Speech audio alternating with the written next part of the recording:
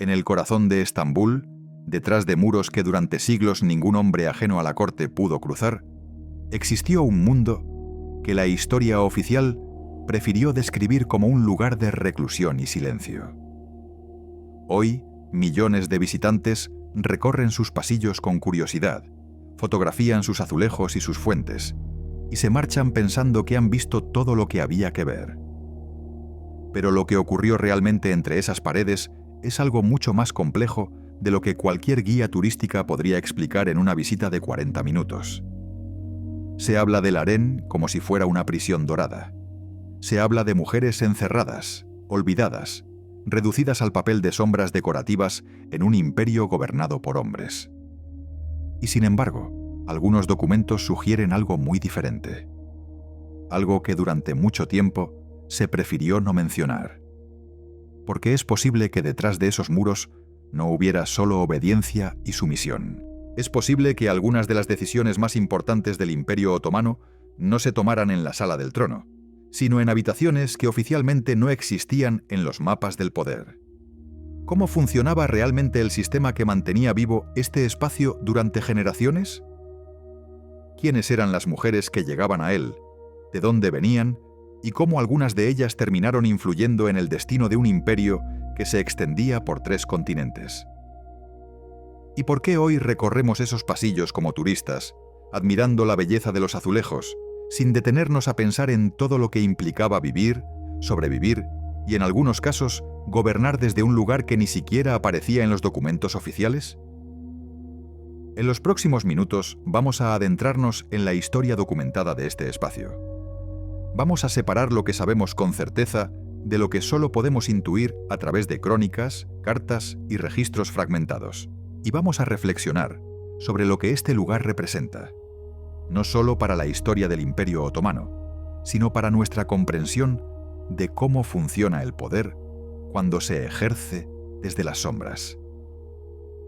Si te interesan las historias de palacios, imperios y los mundos ocultos que existieron dentro de ellos, suscríbete. Comenzamos. Oficialmente, el Palacio de Topkapi es considerado uno de los complejos palaciegos más importantes del mundo. Situado en una península estratégica donde el Cuerno de Oro se encuentra con el Mar de Mármara, fue la residencia principal de los sultanes otomanos durante casi 400 años. Su construcción comenzó poco después de la conquista de Constantinopla en 1453, y durante siglos funcionó como el centro administrativo, ceremonial y residencial del imperio. El complejo se extiende por aproximadamente 700.000 metros cuadrados. Está dividido en varios patios sucesivos, cada uno con una función específica. El primer patio era accesible al público general. El segundo albergaba las funciones administrativas. El tercero estaba reservado para el sultán y su círculo más cercano. Y más allá de todo eso, separado por puertas custodiadas y muros gruesos, se encontraba el harén. La palabra harén proviene del árabe y significa literalmente espacio sagrado o prohibido. En el contexto del Palacio de Topkapi, designaba el área residencial privada donde vivían las mujeres de la familia imperial, junto con los eunucos que las custodiaban y el personal que las atendía. Según los registros arquitectónicos, el harén llegó a tener más de 300 habitaciones, incluyendo dormitorios, baños, cocinas, salones de recepción y espacios de recreo. Desde el punto de vista patrimonial, el harén de Topkapi representa un ejemplo excepcional de la arquitectura otomana clásica. Los azulejos de Iznik que decoran sus paredes son considerados algunas de las piezas de cerámica más valiosas del mundo. Las fuentes interiores, diseñadas no solo para refrescar el ambiente, sino también para crear un murmullo constante que dificultara las escuchas, son un testimonio del ingenio aplicado a la vida cotidiana en la corte. Hasta aquí, los hechos que cualquier folleto turístico o enciclopedia puede confirmar. Fechas, medidas, materiales, funciones oficiales, todo perfectamente documentado y verificable. Pero toda gran construcción tiene una historia más amplia que rara vez aparece en los folletos. Y el harén de Topkapi no es una excepción. Porque para entender qué ocurría realmente dentro de esos muros, no basta con contar habitaciones o describir azulejos. es necesario comprender el contexto social de la época, las estructuras de poder que regían la vida en la corte otomana, y sobre todo, las reglas no escritas que determinaban quién podía ascender y quién quedaba relegado al olvido. El Imperio Otomano funcionaba bajo un sistema de sucesión que durante gran parte de su historia no establecía un heredero claro hasta el momento mismo de la muerte del sultán. Esto significaba que los hijos del monarca vivían en una situación de competencia permanente. Y las madres de esos hijos potenciales herederos se convertían inevitablemente en piezas clave de un tablero político extraordinariamente complejo. Una mujer que entraba al harén como esclava podía, en teoría, terminar como la persona más poderosa del imperio después del propio sultán.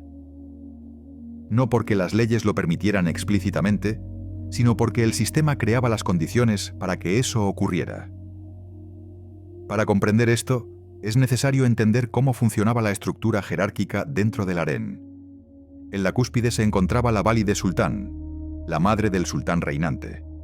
Su posición no era meramente honorífica. Según los registros administrativos que se conservan, la valide sultán tenía su propio presupuesto, su propia corte dentro del harén, y una capacidad real de influir en las decisiones del gobierno. Por debajo de ella estaban las consortes del sultán, clasificadas según una jerarquía compleja que dependía de varios factores. Si habían dado a luz hijos varones, el favor del sultán, su antigüedad en el harén y su habilidad para navegar las intrigas de la corte. Más abajo se encontraban las concubinas que aún no habían sido elegidas por el sultán, las aprendices y finalmente las esclavas que realizaban las tareas domésticas. Este sistema, visto desde fuera, podría parecer simplemente una estructura de dominación masculina. Y en muchos sentidos lo era. Las mujeres no elegían entrar al harén. Muchas llegaban como cautivas de guerra, compradas en mercados de esclavos, o enviadas como tributo por familias que buscaban el favor de la corte. Su libertad de movimiento era extremadamente limitada. Sus cuerpos pertenecían, en términos legales, al sultán. Y sin embargo, dentro de esas restricciones, algunas mujeres encontraron formas de acumular un poder que rivalizaba con el de los visires y los generales. Esto no ocurrió por accidente. El sistema otomano de sucesión creaba una paradoja estructural. El sultán tenía poder absoluto, pero ese poder dependía de producir herederos. Y los herederos dependían de las mujeres del harén. Una madre hábil podía posicionar a su hijo como el candidato más viable. Una madre descuidada podía ver cómo su hijo era eliminado cuando otro hermano llegaba al trono. La eliminación de los hermanos rivales fue, durante mucho tiempo, una práctica aceptada en la sucesión otomana.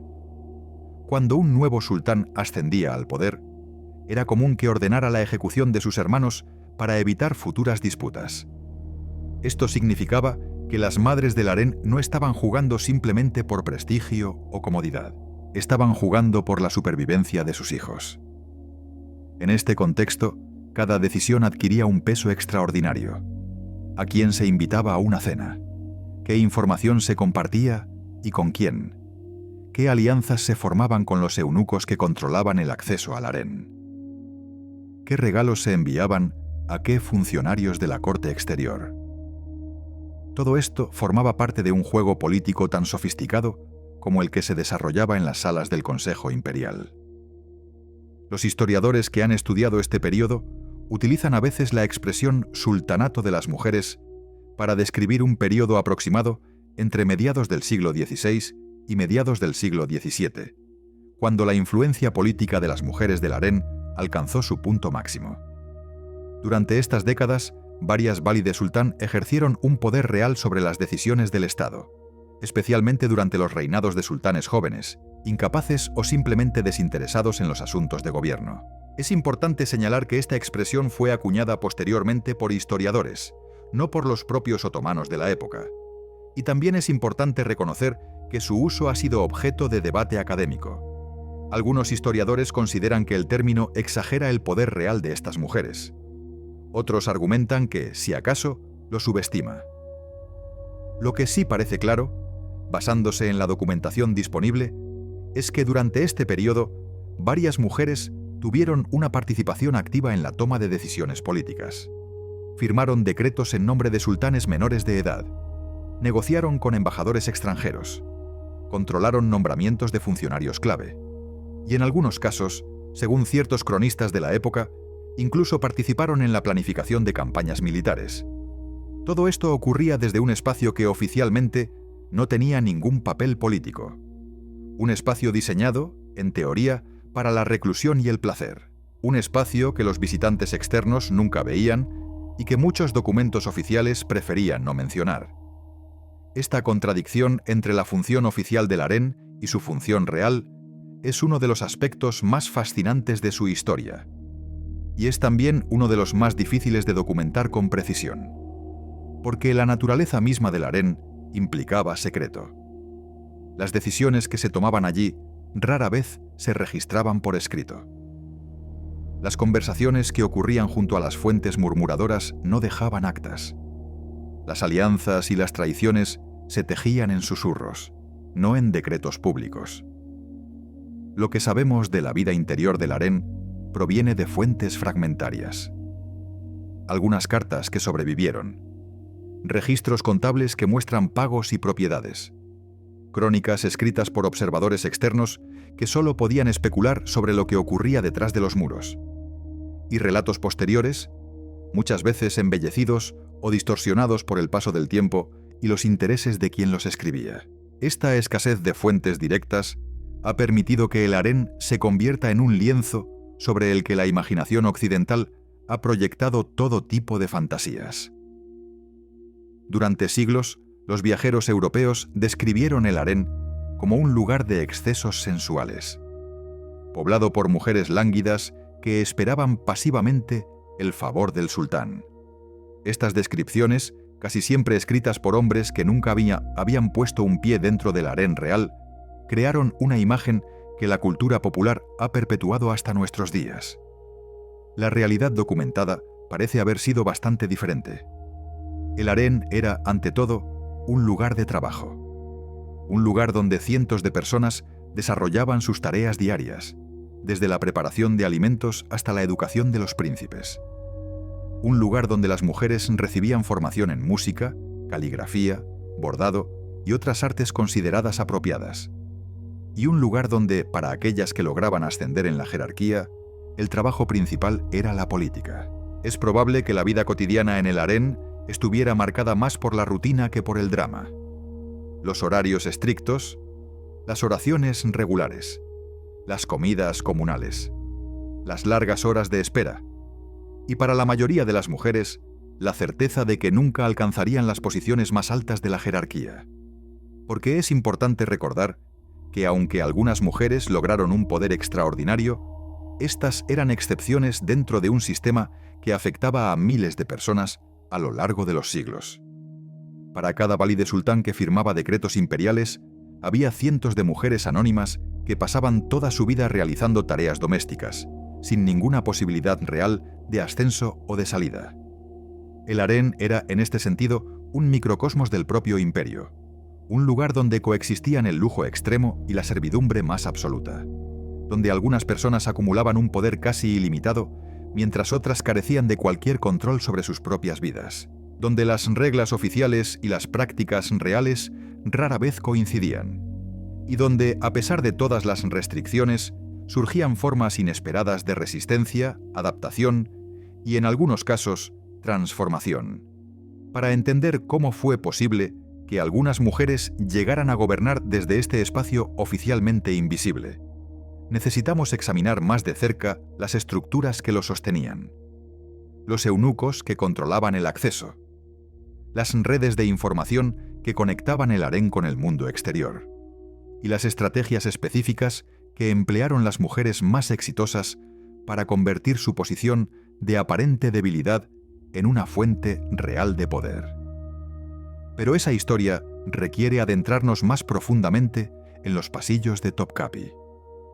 Requiere conocer nombres específicos, decisiones concretas y los momentos en que el curso de un imperio cambió gracias a lo que ocurrió en habitaciones que oficialmente no existían. Los azulejos azules y blancos que hoy admiramos en las fotografías fueron testigos silenciosos de todo eso. Y aunque no pueden hablar, los documentos que sobrevivieron sí pueden darnos algunas pistas sobre lo que realmente ocurrió entre esas paredes. El sistema que sostenía el harén de Topkapi no surgió de la noche a la mañana. Fue el resultado de siglos de evolución, adaptación y, en muchos casos, improvisación. Para comprenderlo en toda su complejidad, es necesario retroceder un poco en el tiempo y observar cómo se fue construyendo esta estructura tan peculiar. Cuando Mehmed II conquistó Constantinopla, en 1453, el harén imperial no existía todavía en la forma que llegaría a tener posteriormente. Durante las primeras décadas del nuevo imperio, las mujeres de la familia real residían en el antiguo palacio, situado en otra zona de la ciudad. Fue solo gradualmente, a lo largo de varias generaciones, que el harén se trasladó al complejo de Topkapi y adquirió la importancia política que terminaría caracterizándolo. Este proceso de consolidación coincidió con cambios más amplios en la estructura del poder otomano. A medida que el imperio se expandía y se volvía más complejo, también se volvían más elaboradas las instituciones que lo gobernaban. El harén fue, en cierto sentido, una de esas instituciones. No simplemente un espacio residencial, sino una pieza funcional del aparato estatal. Una de las claves para entender cómo funcionaba este sistema es comprender el papel de los eunucos. Estos hombres, privados de su capacidad reproductiva mediante procedimientos que preferimos no describir en detalle, ocupaban una posición única en la sociedad otomana. Podían moverse libremente entre el mundo masculino exterior y el mundo femenino del harén. Esta capacidad los convertía en intermediarios indispensables, pero también en actores políticos por derecho propio. El jefe de los eunucos del harén, conocido como el Kizlar Agassi, llegó a ser uno de los funcionarios más poderosos del imperio. Su posición le daba acceso tanto al sultán como a las mujeres más influyentes de la corte. Controlaba la información que entraba y salía del harén. Supervisaba las propiedades que pertenecían a las mujeres de la familia imperial. Y en muchos casos, según los documentos que se conservan, participaba activamente en las intrigas políticas que determinaban el futuro del Estado. Los eunucos del harén provenían, en su mayoría, del África subsahariana. Eran capturados o comprados como esclavos, sometidos a la operación que los convertiría en eunucos, y posteriormente entrenados para servir en la corte imperial. La mortalidad durante el proceso de castración era extremadamente alta. Algunos historiadores estiman que solo 1 de cada 10 niños sobrevivía al procedimiento y al transporte posterior hasta Estambul. Es importante detenerse un momento en este detalle, porque nos recuerda que el sistema que permitió a algunas mujeres alcanzar un poder extraordinario estaba construido, literalmente, sobre el sufrimiento de otras personas. Los eunucos que custodiaban el harén no habían elegido su destino. Eran víctimas de un comercio brutal que se extendía desde el corazón de África hasta las puertas de Topkapi. Y lo mismo puede decirse, en gran medida, de las propias mujeres del harén. La mayoría no llegaba allí por elección. Eran capturadas en guerras, compradas en mercados de esclavos o enviadas como tributo por familias que esperaban obtener algún beneficio a cambio. Sus orígenes eran extraordinariamente diversos. Había mujeres de los Balcanes, del Cáucaso, de Ucrania, de Grecia, de territorios que hoy pertenecen a Rusia o a Georgia. Esta diversidad era, de hecho, deliberada. Existía una preferencia por mujeres de orígenes distintos, en parte por razones estéticas según los estándares de la época, pero también porque se consideraba que las mujeres sin conexiones locales serían más leales al sultán y menos propensas a formar alianzas peligrosas con facciones externas. Una vez dentro del harén, estas mujeres entraban en un proceso de transformación que podía durar años. Recibían nuevos nombres, aprendían el idioma turco si no lo conocían ya, eran instruidas en las costumbres de la corte, en las artes consideradas apropiadas, y en las reglas no escritas que gobernaban la vida en ese espacio cerrado. Para la mayoría, este proceso terminaba en una vida de servicio doméstico. Cocinaban, limpiaban, cosían, atendían a las mujeres de rango superior. Si no lograban llamar la atención del sultán o de algún funcionario importante, podían pasar décadas en esta situación, envejeciendo entre las mismas paredes que habían conocido en su juventud. Pero para algunas, el proceso abría otras posibilidades. Si una mujer era seleccionada para compartir el lecho del sultán, su estatus cambiaba inmediatamente, y si de esa unión nacía un hijo varón, el cambio era aún más dramático. De repente, esa mujer que había llegado como esclava se convertía en la madre potencial de un futuro sultán. Su supervivencia y la de su hijo quedaban entrelazadas con el destino del imperio. Es en este punto donde el sistema otomano de sucesión creaba las condiciones para que algunas mujeres acumularan un poder real. Porque no existía un principio claro de primogenitura. No había reglas fijas que determinaran cuál de los hijos del sultán heredaría el trono. Todo dependía de una combinación de factores que incluían la capacidad del propio príncipe, el apoyo que pudiera reunir entre los funcionarios y militares, y la habilidad política de su madre. Las madres de príncipes competidores se encontraban, inevitablemente, en una situación de rivalidad. Cada una sabía que si su hijo no llegaba al trono, las consecuencias podían ser mortales. Durante gran parte de la historia otomana, el nuevo sultán ordenaba la ejecución de sus hermanos para eliminar cualquier amenaza futura. Esto significaba que perder la competencia no era simplemente una cuestión de prestigio o comodidad. Era una cuestión de vida o muerte. En este contexto, las alianzas se volvían cruciales. Una madre hábil cultivaba relaciones con los eunucos clave, con los visires que podrían apoyar a su hijo, con otras mujeres del harén que pudieran proporcionarle información o respaldo. Cada conversación, cada regalo, cada favor otorgado o recibido formaba parte de una red de obligaciones mutuas que podía activarse cuando llegara el momento decisivo. Los documentos que sobreviven de esta época nos dan algunos indicios de cómo funcionaban estas redes. Existen cartas de mujeres del harén dirigidas a funcionarios externos, solicitando favores o transmitiendo instrucciones. Existen registros de propiedades y donaciones que muestran cómo algunas mujeres acumulaban riquezas considerables. Y existen crónicas de la época que, aunque escritas desde fuera del harén, reflejan la percepción de que ciertas mujeres ejercían una influencia real sobre las decisiones del Estado. Una de las figuras más documentadas de este periodo es Hürrem Sultán, conocida en Occidente como Roxelana. Su historia ilustra tanto las posibilidades como las limitaciones del poder femenino en el harén otomano. Según los registros disponibles, Hürrem llegó al harén como esclava, probablemente capturada en territorio que hoy pertenece a Ucrania.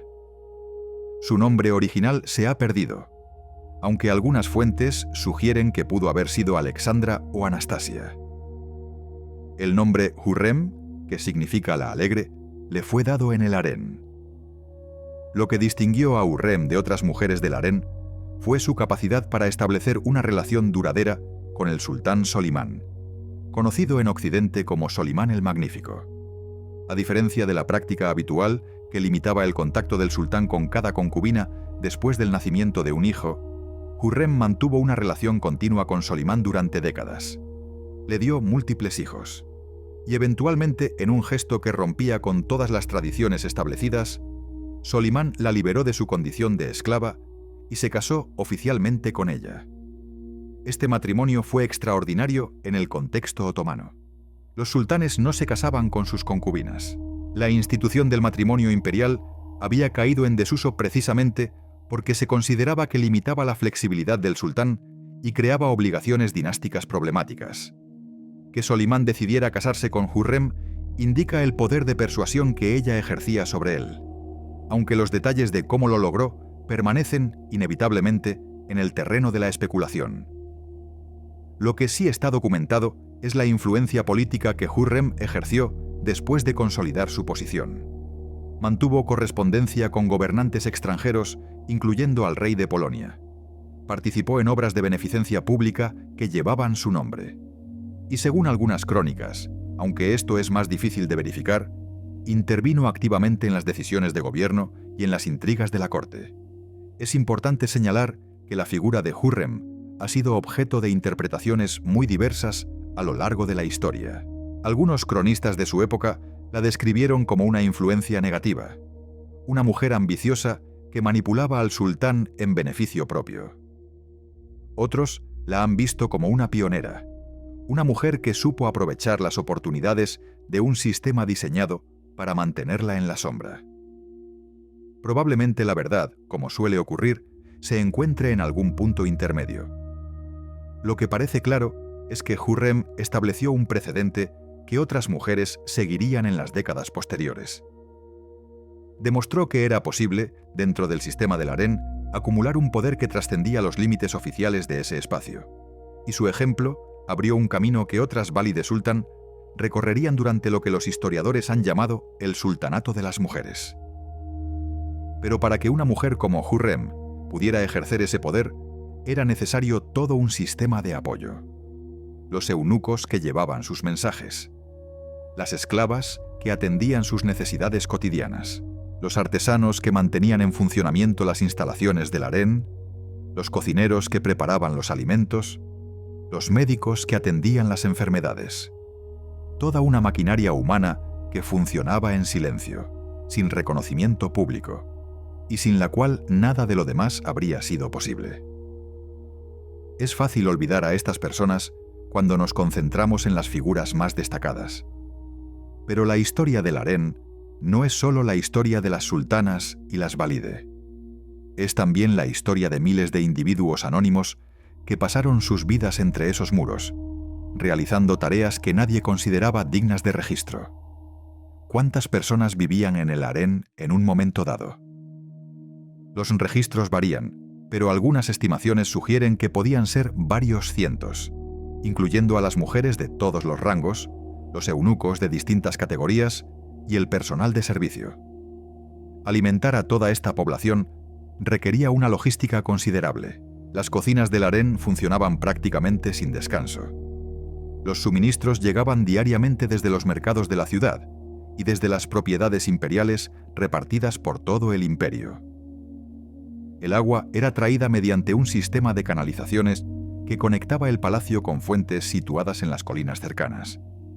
La calefacción en invierno dependía de braseros que debían ser vigilados constantemente para evitar incendios. La ventilación en verano se lograba mediante la orientación de las habitaciones y el uso estratégico de fuentes interiores que refrescaban el aire. Cada uno de estos sistemas requería personal especializado, y cada fallo en el sistema podía tener consecuencias graves. Un incendio en el harén no solo destruía propiedades valiosas, sino que ponía en peligro las vidas de las personas más importantes del imperio después del propio sultán. Los registros indican que efectivamente hubo incendios en varias ocasiones a lo largo de la historia del harén. Algunos causaron daños considerables y obligaron a reconstrucciones parciales del complejo. Estos incidentes nos recuerdan que, detrás de la imagen de lujo y sofisticación, existía una fragilidad constante. El harén dependía de un funcionamiento coordinado de muchos sistemas interdependientes. Cuando alguno fallaba, las consecuencias podían ser catastróficas. La salud era otra preocupación permanente. En un espacio donde vivían cientos de personas en proximidad relativamente estrecha, las enfermedades contagiosas podían propagarse rápidamente. Los médicos del palacio atendían regularmente a los residentes del harén, aunque su acceso estaba cuidadosamente regulado para mantener la separación entre el mundo masculino y el femenino. Los nacimientos y las muertes eran eventos que marcaban el ritmo de la vida en el harén. Cada nacimiento de un príncipe alteraba el equilibrio de poder entre las facciones. Cada muerte, ya fuera por enfermedad natural o por otras causas, reorganizaba las alianzas y las expectativas. Los registros muestran que la mortalidad infantil era alta, como lo era en todas partes durante aquella época. Muchos de los hijos que nacían en el harén no sobrevivían hasta la edad adulta. Para las madres que perdían a sus hijos, estas muertes representaban no solo una tragedia personal, sino también el fin de sus aspiraciones políticas. Sin un hijo vivo que pudiera aspirar al trono, una mujer perdía su principal fuente de influencia dentro del sistema. Algunas lograban mantener cierta posición gracias a las relaciones que habían cultivado, pero su situación era inevitablemente más precaria. Todo esto formaba parte de un sistema normalizado en su tiempo, aunque hoy nos resulte difícil de comprender. Las personas que vivían en el harén no lo experimentaban como algo extraordinario o anómalo. Era simplemente el mundo que conocían, con sus reglas particulares, sus jerarquías establecidas y sus formas específicas de buscar seguridad, influencia o simplemente supervivencia. Y ese mundo, por extraño que nos parezca, funcionó durante siglos. Generación tras generación, las mujeres llegaban al harén, aprendían sus códigos, navegaban sus complejidades y eventualmente envejecían o morían entre sus muros. Algunas alcanzaron un poder que las crónicas recuerdan. La mayoría desapareció sin dejar rastro en los documentos históricos. A medida que avanzaba el siglo XVII, el harén de Topkapi alcanzó probablemente su punto máximo de influencia política. Fue durante estas décadas cuando varias mujeres ejercieron un poder que, según algunos historiadores, rivalizaba con el de los propios sultanes. Pero como ocurre con todas las estructuras de poder, este periodo de apogeo contenía ya las semillas de su propia transformación. Una de las figuras más representativas de esta época fue Kösem Sultan. Su historia, documentada en múltiples fuentes, aunque con discrepancias entre ellas, ilustra tanto las posibilidades como los peligros del poder ejercido desde el harén. Kösem llegó al palacio como esclava, probablemente de origen griego, aunque las fuentes no coinciden completamente en este punto. Llamó la atención del sultán Ahmed I y le dio varios hijos. Cuando Ahmed murió, comenzó para Kösem un periodo extraordinario que se extendería durante décadas. Su hijo Murad IV ascendió al trono siendo todavía un niño. En estas circunstancias, era práctica común que la madre del sultán ejerciera una regencia de facto, gestionando los asuntos del Estado hasta que su hijo alcanzara la madurez suficiente para gobernar por sí mismo. Kösem asumió este papel con una determinación que los cronistas de la época no dejaron de notar.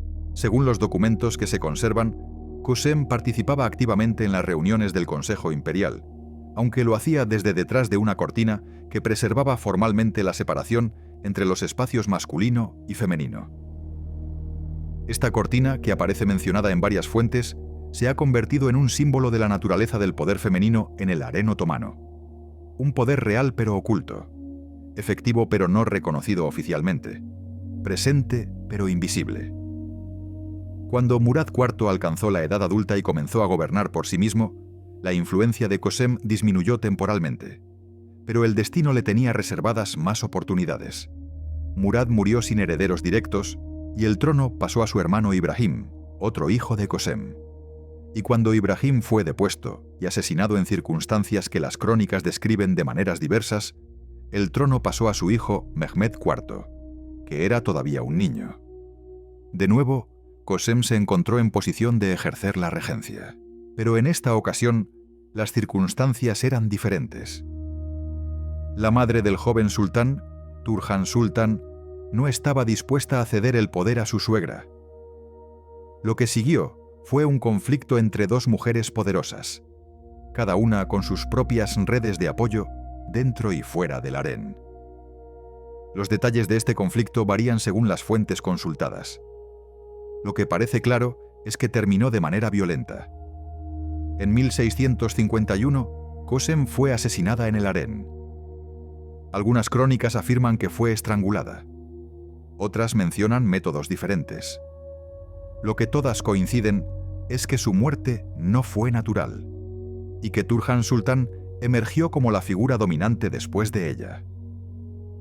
Es difícil, desde nuestra perspectiva actual, juzgar moralmente a las protagonistas de estos eventos.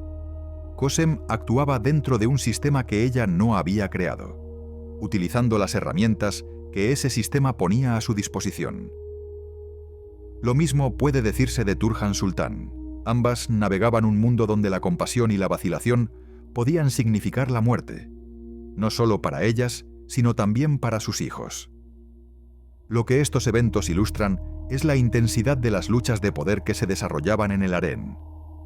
Lejos de ser un espacio de reclusión pasiva, era un campo de batalla donde se jugaban las más altas apuestas del imperio. Las mujeres que triunfaban en estas luchas no eran necesariamente las más virtuosas, según ningún estándar moral. Eran las más hábiles, las más despiadadas cuando era necesario, las que mejor comprendían las reglas del juego y estaban dispuestas a seguirlas hasta sus últimas consecuencias. Turgan Sultán gobernó como regente durante varios años después de la muerte de Kösem. Los registros la muestran involucrada en decisiones militares, nombramientos administrativos y negociaciones diplomáticas. Bajo su regencia se completaron importantes obras públicas, incluyendo fortificaciones defensivas que todavía pueden verse en Estambul. Su firma aparece en documentos oficiales de la época, una evidencia tangible de su participación en el gobierno. Pero el período del sultanato de las mujeres no podía durar indefinidamente. A medida que avanzaba el siglo XVII, comenzaron a surgir fuerzas que limitarían gradualmente el poder político del harén. Por un lado, los propios sultanes comenzaron a reclamar un papel más activo en el gobierno. Mehmed IV, el hijo de Turhan, asumió eventualmente las riendas del poder y redujo la influencia de su madre, aunque nunca la eliminó por completo. Sultanes posteriores mostraron una tendencia similar a limitar el papel político de las mujeres de la familia. Por otro lado, el imperio mismo estaba cambiando. Las derrotas militares frente a potencias europeas, las crisis económicas, las rebeliones internas, todo esto creaba presiones para reformar las estructuras del Estado. Y en ese proceso de reforma, el harén fue gradualmente marginado de las esferas de decisión política. Es importante no exagerar la rapidez de este cambio. El harén siguió existiendo durante siglos después del período del sultanato de las mujeres.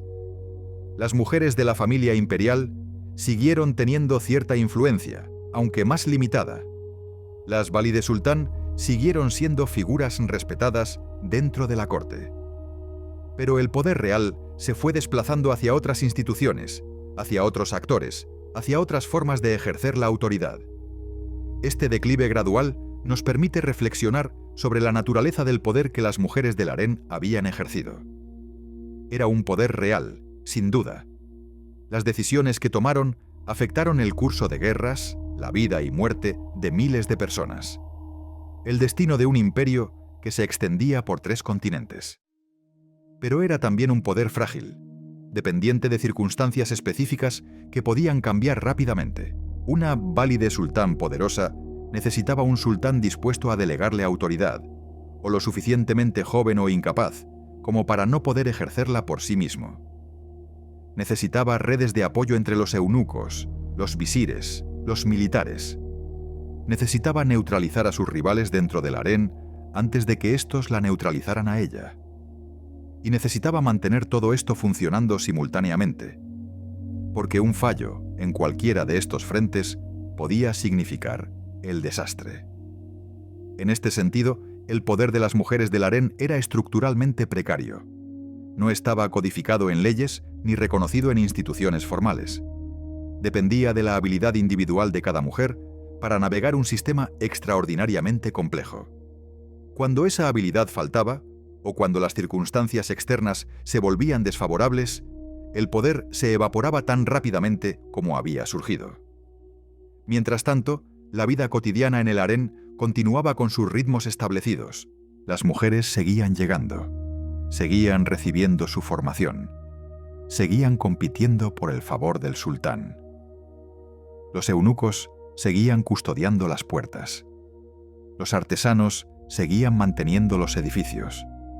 Las cocineras seguían preparando los alimentos. Todo el aparato continuaba funcionando, aunque su relevancia política fuera disminuyendo gradualmente. A lo largo del siglo XVIII, el harén experimentó cambios significativos en su organización y su función. Los sultanes de esta época mostraron, en general, menos interés en mantener harenes numerosos que sus predecesores. Las relaciones con mujeres específicas tendieron a ser más estables y menos variadas. Esto redujo el número de personas que vivían en el harén y con ello la complejidad de las intrigas que se desarrollaban en su interior. Además, el propio Palacio de Topkapi comenzó a perder importancia como residencia principal de la familia imperial. A partir del siglo XIX, los sultanes prefirieron residir en palacios más modernos construidos a lo largo del Bósforo, como el Palacio de Dolmabahce.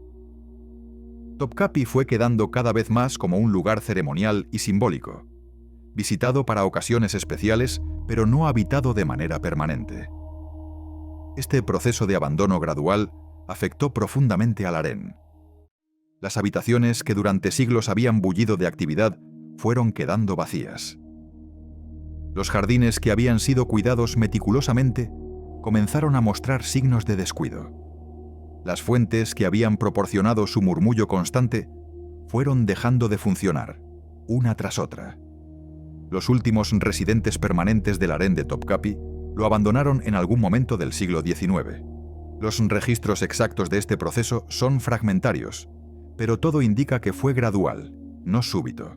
Algunas mujeres mayores, que habían pasado toda su vida entre esos muros, fueron probablemente las últimas en marcharse.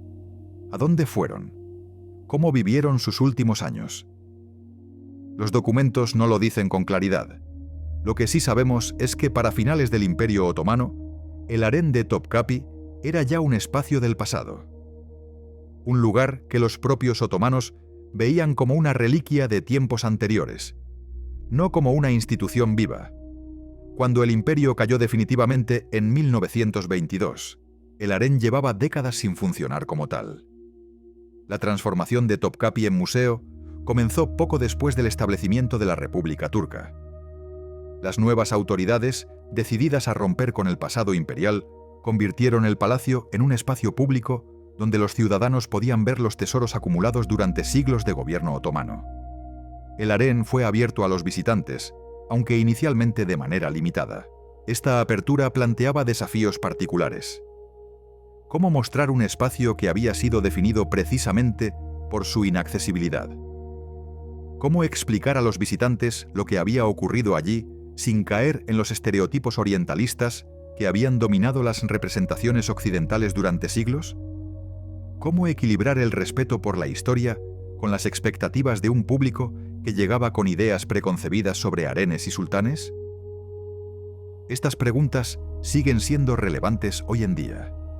El harén de Topkapi recibe cada año a millones de visitantes de todo el mundo. La mayoría llega con cierta imagen de lo que espera encontrar, una imagen moldeada por películas, novelas y representaciones populares que tienen poco que ver con la realidad histórica documentada. Lo que encuentran es un espacio de una belleza innegable. Los azulejos de Iznik, con sus patrones geométricos y florales en tonos azules, verdes y rojos, siguen siendo impresionantes después de siglos. Las fuentes de mármol, aunque ya no funcionan como en el pasado, conservan la elegancia de su diseño original. Los techos de madera tallada, las ventanas con celosías que filtran la luz, los pequeños jardines interiores, todo contribuye a crear una atmósfera de refinamiento que justifica la fama del lugar. Pero esta belleza puede también ser engañosa. Es fácil, recorriendo estos pasillos restaurados, imaginar una vida de lujo y placer. Es fácil olvidar que estos espacios fueron también lugares de encierro, de competencia despiadada, de esperanzas frustradas y de vidas truncadas. Es fácil admirar los azulejos sin pensar en las manos que los fabricaron, ni en las manos que los limpiaron durante generaciones. El harén que visitamos hoy es, en muchos sentidos, una reconstrucción. Incendios, terremotos y el simple paso del tiempo han dejado su marca en los edificios. Muchas de las decoraciones actuales son restauraciones modernas, realizadas con mayor o menor fidelidad al original. Las habitaciones están vacías de los objetos cotidianos que las habrían llenado cuando estaban habitadas. Lo que vemos es una cáscara, hermosa sin duda, pero vacía del contenido humano que le daba sentido. Los guías turísticos recorren estos espacios contando historias que simplifican inevitablemente una realidad mucho más compleja. Mencionan a las sultanas más famosas, describen las costumbres más llamativas, señalan los rincones más fotogénicos. Hacen su trabajo, que es entretener e informar a visitantes que disponen de un tiempo limitado. Pero en ese proceso, algo se pierde inevitablemente. Se pierde la dimensión temporal.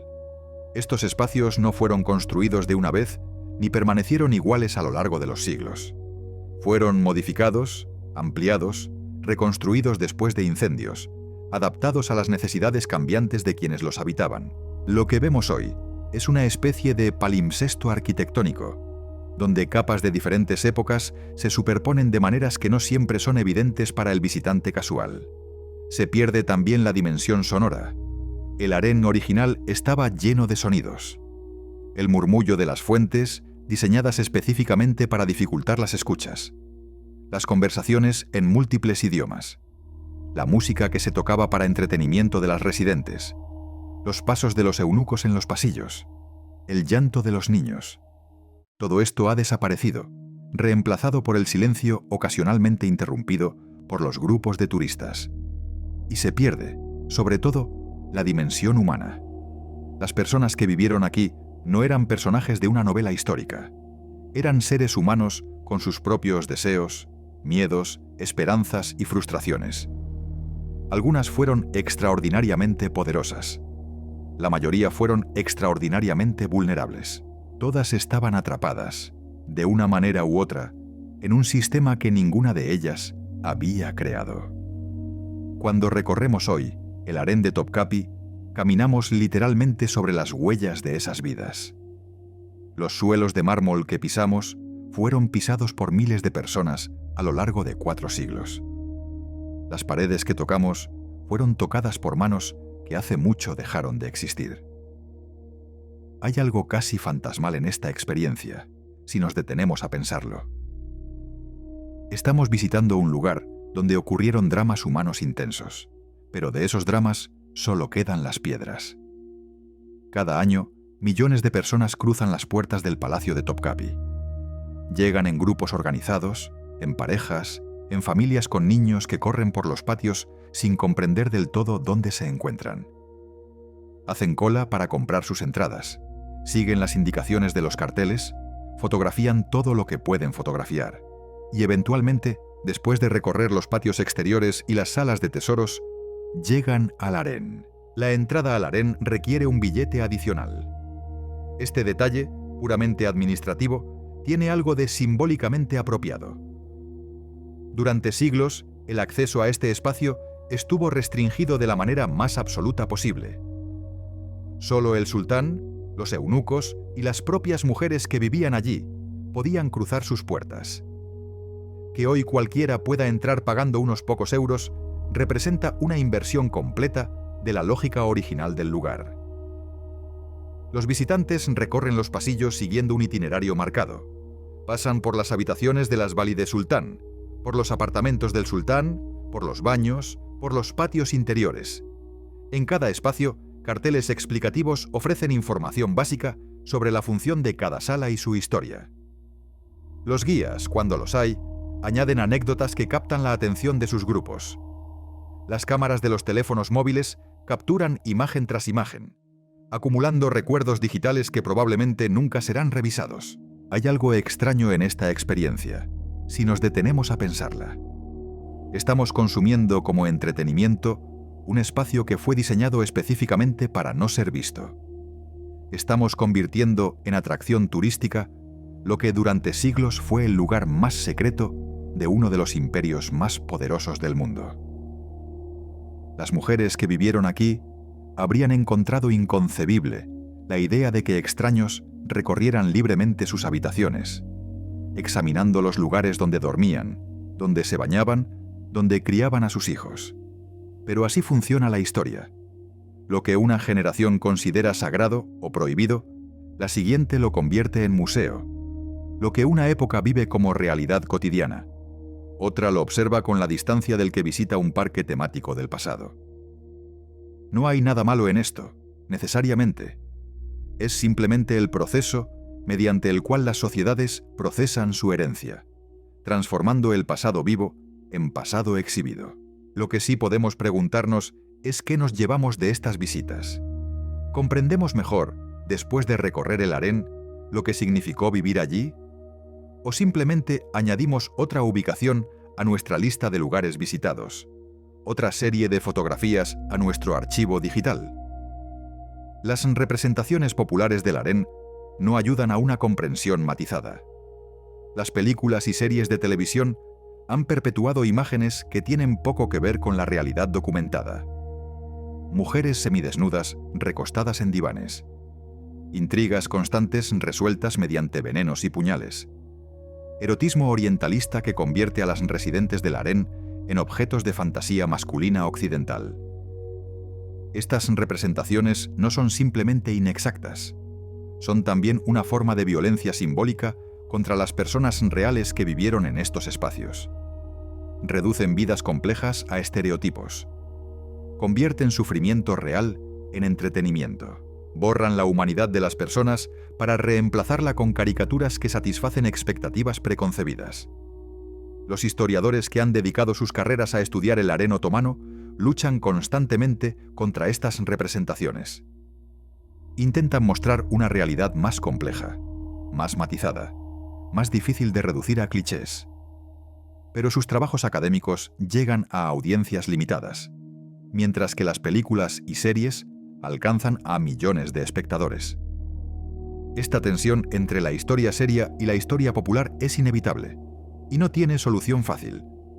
Lo que sí podemos hacer, como individuos, es aproximarnos a estos lugares con cierta conciencia de nuestras propias expectativas y prejuicios. Podemos intentar ver más allá de los azulejos bonitos y las historias simplificadas. Podemos preguntarnos qué es lo que no nos están contando. ¿Qué es lo que los carteles explicativos omiten? ¿Qué es lo que las fotografías no pueden capturar? El harén de Topkapi nos ofrece, si estamos dispuestos a verla, una lección sobre la naturaleza del poder y sus costes. Nos muestra que el poder puede surgir en los lugares más inesperados, incluso en espacios diseñados para la exclusión y el control. Nos recuerda que los sistemas de opresión generan sus propias formas de resistencia y adaptación.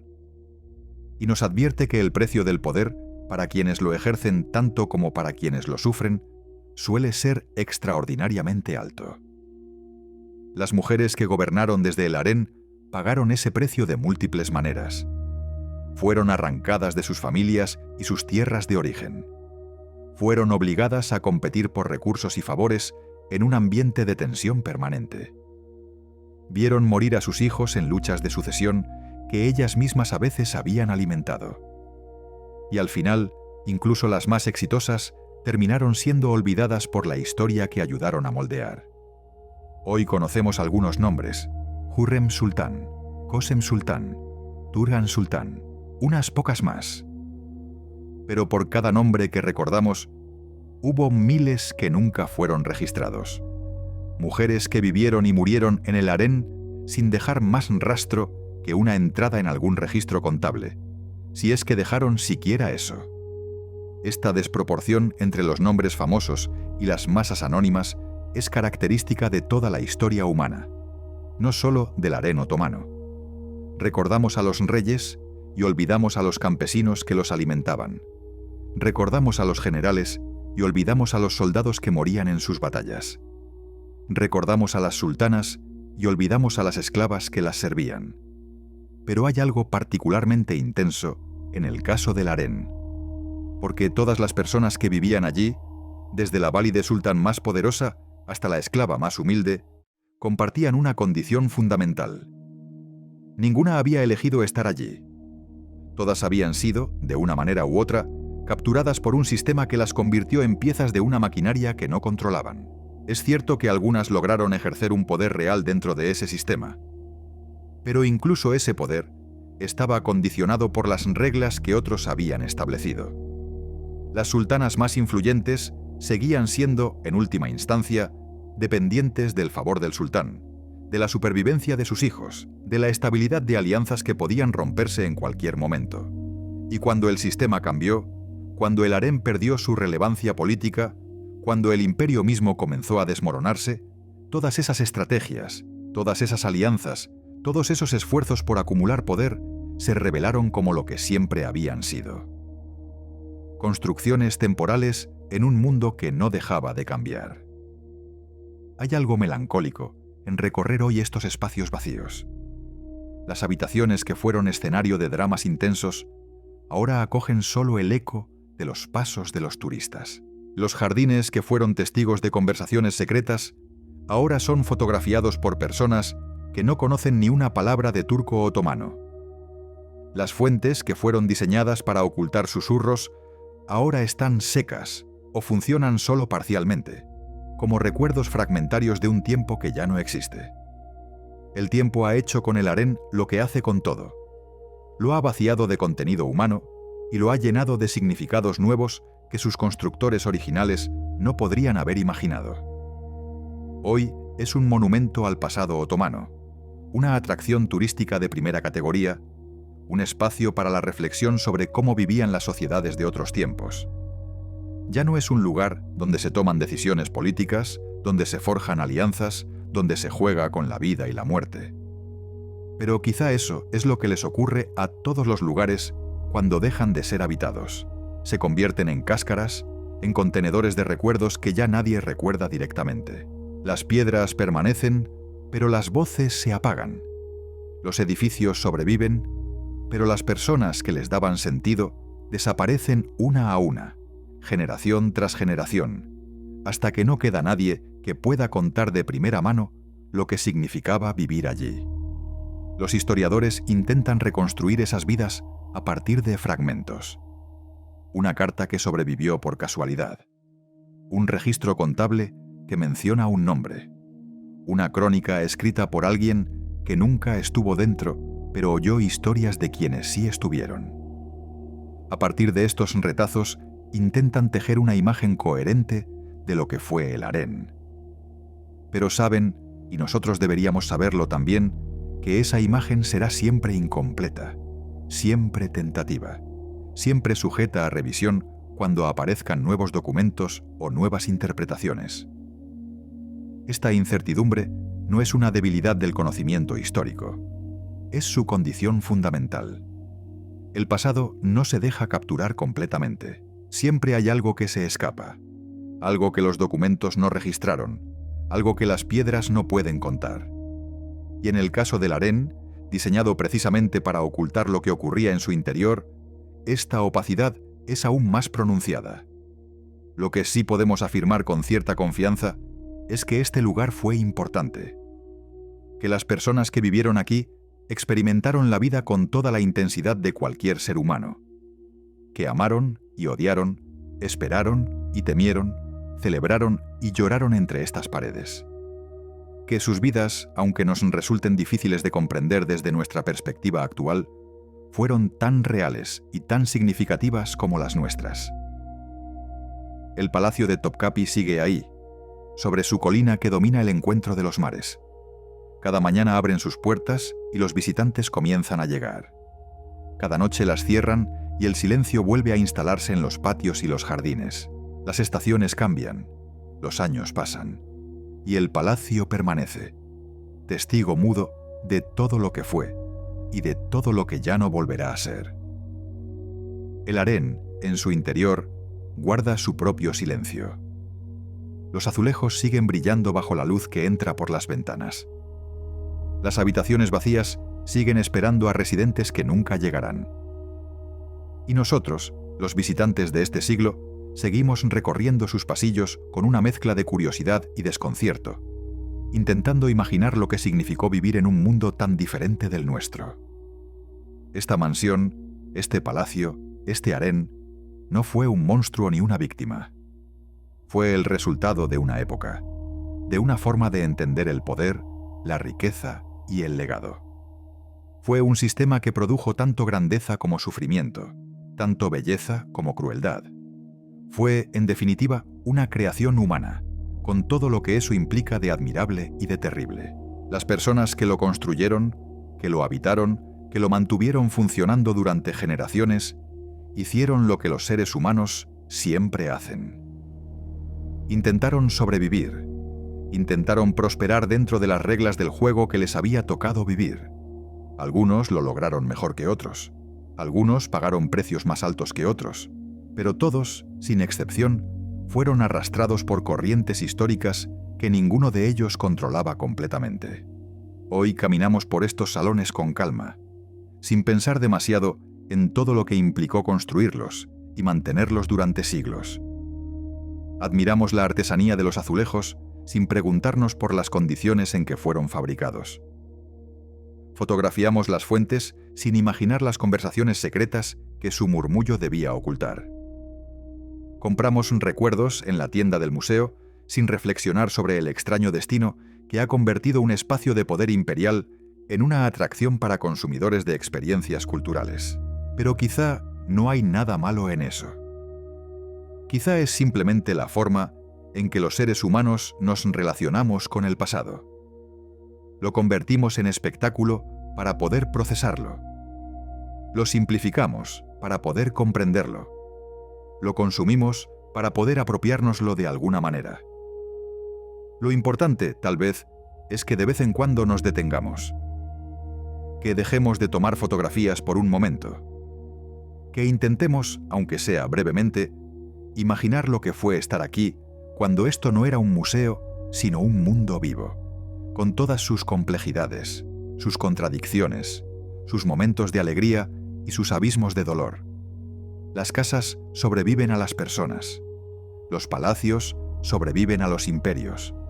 Y quizá por eso nos fascinan tanto estos lugares. Porque nos recuerdan lo efímero que es todo lo demás. Porque nos muestran que incluso el poder más absoluto termina convirtiéndose en piedras que los turistas fotografían. Porque nos obligan a preguntarnos ¿qué quedará de nosotros cuando nuestro propio tiempo se haya convertido en pasado? El harén de Topkapi seguirá ahí cuando nosotros ya no estemos. Seguirá recibiendo visitantes de países que hoy quizá ni siquiera existen. Seguirá contando su historia, o las versiones de su historia que cada época prefiera contar. Y seguirá guardando, en el silencio de sus habitaciones vacías, los secretos que nunca podremos recuperar del todo. Gracias por acompañarnos en este recorrido por un mundo que ya no existe, pero que sigue hablándonos desde las piedras y los documentos. Gracias por tomarte el tiempo de escuchar una historia que no tiene respuestas fáciles ni moralejas simples. Gracias por estar ahí, en la oscuridad de tu habitación, dejándote llevar por palabras que intentan hacer justicia a un pasado complejo. Descansa ahora. Deja que las imágenes de azulejos azules y pasillos silenciosos te acompañen hacia el sueño. Y si algún día visitas Estambul, si algún día cruzas las puertas de Topkapi y entras en el harén, recuerda que estás caminando sobre las huellas de miles de vidas que merecen ser recordadas con respeto. Descansa.